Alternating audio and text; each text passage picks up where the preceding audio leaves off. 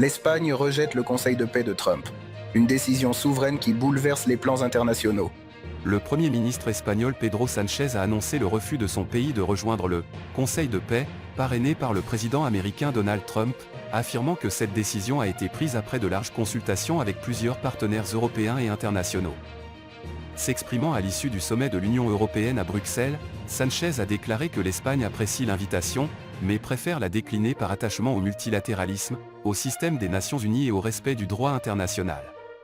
Un choix audacieux de l'Espagne qui met en jeu la légitimité internationale face aux intérêts politiques.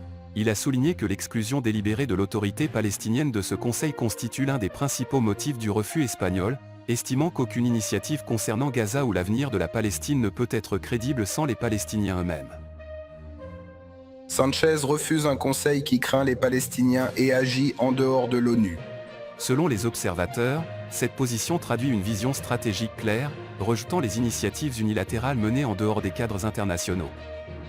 Madrid opte pour le multilatéralisme international plutôt que de suivre Trump. Elle rejoint également la position constante de l'Algérie, qui affirme depuis longtemps que la gestion de la question palestinienne doit être exclusivement palestinienne et se faire depuis la Palestine elle-même, sans ingérence extérieure.